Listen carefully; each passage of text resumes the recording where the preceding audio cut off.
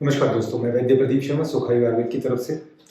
अक्सर एक चीज़ सोची जाती है कि स्लिप डिस्क के जितने भी रोगी होते हैं उसमें सबसे बड़ी चीज़ होती है कि आप बैठते उठते कैसे हैं या अपना जीवन किस तरह से सुचारू जीते हैं। लाइफस्टाइल पे बहुत ज़्यादा एम्फेसिस रहता है और ये कहा जाता है कि आपको बैठने उठने सोने का तरीके का ध्यान रखना है। लेकिन अक्सर हम लोग एक चीज़ भूल जाते हैं दोस्तों, और वो है क्या कि हम खा पी क्या रहे हैं, हमारा खान पान क्या है, हम किस तरह का आहार ले रहे हैं। वो चीज बहुत बड़ा रोल प्ले करती है स्लिप डिस्क के केसेस में।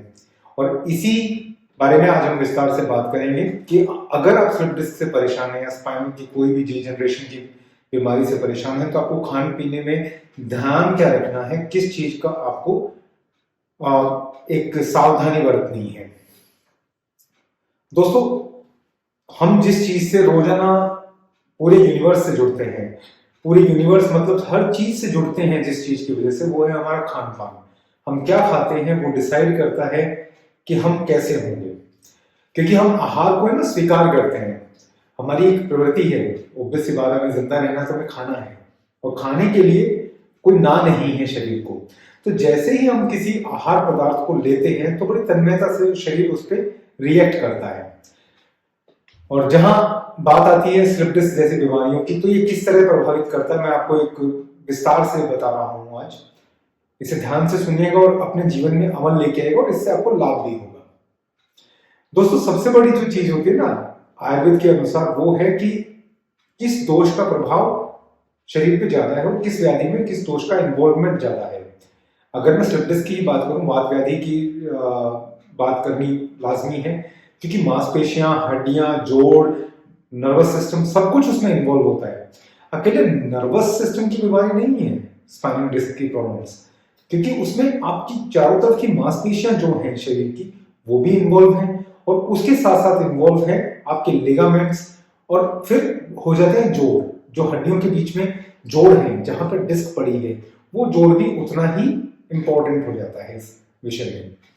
तो यहाँ पे जो सबसे बड़ी कारण मेरे जो एक अनुभव कह सकते हैं इतने सालों का, कि मैं लगातार देखता आ रहा हूँ, जैसे जैसे रुक्ष गुण मतलब ड्राई चीजों की तरफ हमारी आसक्ति बढ़ी है, या ये कहिए कि हमें डराया गया कि चिकनाई खाएंगे तो बीमार हो जाएंगे, उस दृष्टिकोण से जैसे जैसे हम लोग देखते हैं कि ड्राइनेस जैसे जैसे शरीर में बढ़ती है, ड्राइनेस के कारक जो जो द्रव्य हैं वो जब जब बढ़ते हैं तब तब शरीर में अकड़न बढ़ेगी।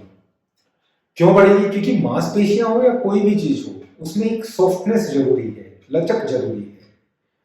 और हम जिस तरह का आहार विहार आजकल हमारा है, हम एक अकड़न की तरफ पहुंच रहे हैं।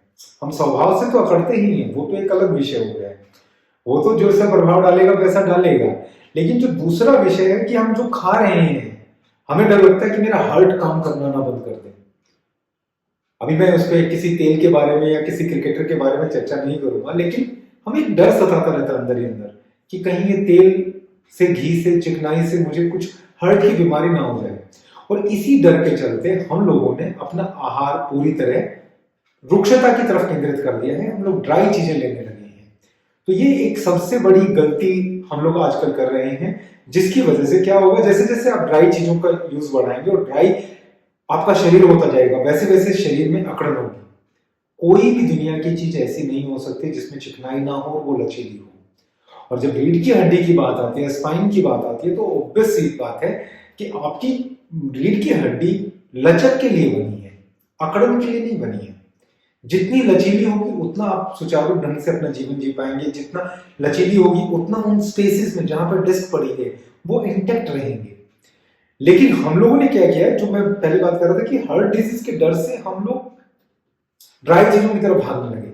अब छोटा सा एक एग्जांपल है, भारत जैसे देश में रहते हुए हम लोग अपना दिन शुरू कर रहे हैं कॉर्नफ्लेक्स से। विदेशी ब्रांड का मत खाइए, देसी ब्रांड का खा लीजिए। हम लोग दिन शुरू कर रहे हैं ओट्स से। ओट्स हुए, मक्का हुआ, इसकी अधिक मात्रा में इस्तेमाल हो, चिकनाई प्रॉपर ना लेना इसके साथ, वो क्या करेगा, आपके रुक्ष गुण को बढ़ा देगा। तो जैसे जैसे रुक्ष गुण बढ़ेगा शरीर में अकड़न बढ़ेगी, और अकड़न बढ़ने से लॉस ऑफ लॉर्डोसिस होगा। आप डिस्क्रिप्शन में देख सकते हैं कि नीचे एक लिंक दिया है हमने, जिस लिंक से आप लॉस ऑफ लॉर्डोसिस की वजह से क्या स्थिति पैदा होती है उस बारे में विस्तार से जान सकते हैं। अब बात आती है कि अकड़न हुई, डिस्क कमजोर हुई, न्यूट्रिशन प्रॉपर नहीं मिला, तो क्या ना खाएं। दोस्तों मोटे तौर पर जो मेरा अनुभव है, मैंने जो चीज नोटिस की है, मैं आपको सब्जियां बता देता हूँ। सब्जियों में विशेषकर आपको मटर नहीं खाना चाहिए, गोभी दोनों तरह की वर्जित रहेगी, या ये कहिए कि उसे बिल्कुल गौण मात्रा में, बहुत अल्प मात्रा में लें। और सब्जियों में पालक, सुनने में तो बहुत अजीब लगता है कि आयरन का रिच सोर्स है, लेकिन हाँ, वात व्याधि से अगर आप ग्रस्त हैं तो पालक या सरसों का साग, इस तरह की चीजों को अवॉइड कीजिए। अब आती है दूसरी बात खान पान में, और क्या, सैलेड आपको नहीं खाना चाहिए दोस्तों, क्योंकि सैलेड खाने से शरीर में ड्राइनेस बढ़ेगी। और सैलेड वैसे भी अगर देखा जाए तो सैलेड की जो एक डाइटरी जो रिक्वायरमेंट है, वो हमारे जो इंडियन फूड हैबिट्स हैं, हम लोग फाइबर वैसे ही बहुत अधिक मात्रा में रखते हैं अपने आहार में, तो हमें इतनी जरूरत नहीं पड़ती है। और तीसरी चीज यहाँ पे जो सबसे जरूरी चीज है, जो सुनकर बहुत से लोगों को अजीब लगा शुरू शुरू में, और मुझे बहुत दिक्कतें आई समझाने में कि कैसे समझाऊं, मूंग की दाल आपके लिए हितकर नहीं है अधिक मात्रा में। अब जैसे बीमार होते हैं, जैसे दर्द में है, बिस्तर में पड़े हैं, क्या खाएं, मूंग की दाल खा लो।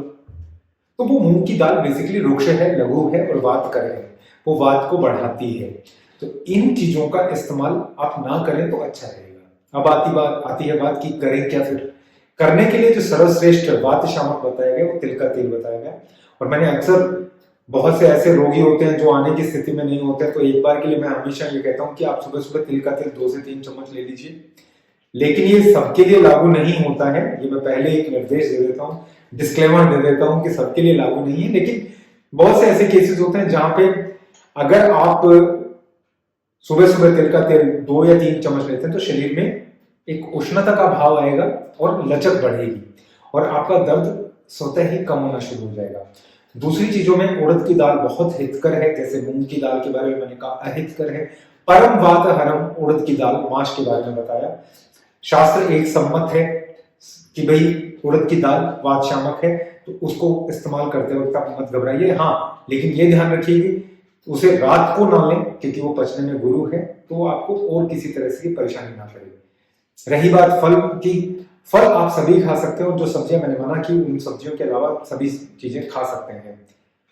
दोस्तों अगर हम आहार विहार का ध्यान रखते हैं, अगर हम बैलेंस कर लेते हैं, देखिए अगर मुझे स्लिप डिस्क नहीं है या मुझे स्पाइनल की कोई प्रॉब्लम नहीं है तो मुझे क्या करना चाहिए, ये भी एक सवाल बनता है और ये लाजमी सवाल है। उस स्थिति में मैं हमेशा कहता हूं कि कम से कम अपने पारंपरिक आहार की तरफ लौटिए। परंपरागत जो आपका खाना है, परंपरागत का मतलब ये है ट्रेडिशनल, जो दादा दादी नानी ने हमें बताया, वो खाना ही हमारा खाना है। भारत विविधताओं का देश है और विविधता इतनी है कि हर थोड़ी दूरी पर बोली, खाना और पानी बदल जाता है। उस चीज का हमें सम्मान करना है। दूसरी चीज जो इस चीज के लिए मैं कहता हूं कि आपको सीजनल खाना चाहिए। अक्सर आजकल देखा जा रहा है कि कोल्ड स्टोर से चीजें आ रही हैं और हम लोग दबा के हर सीजन में सब कुछ खाए जा रहे हैं। हम गर्मी में भी गोभी खाना चाहते हैं, एक तो वो महंगी मिलती है शायद इसलिए या किसी और कारण से। मटर का इस्तेमाल इतना ज्यादा किया जाता है। अब ये देखिए कि सर्दी का जो एक मौसम होता है उसमें तो लोग हफ्ते में, मैं कहता हूँ कि 20 टाइम तो मटर खा रहे हैं, कभी पुलाव में, कभी गाजर के साथ, कभी मटर के साथ। और कलाई के बारे में ये कहा गया कि वो रुक्ष है, कलाई मटर का ही एक संस्कृत नाम है, वो रुक्ष है और वात व्याधि का कारक है।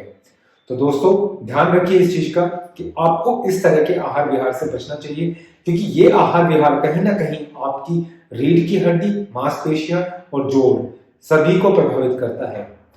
तो मिलते हैं अगले वीडियो में एक नई जानकारी के साथ। लाइक और सब्सक्राइब करना मत भूलिएगा।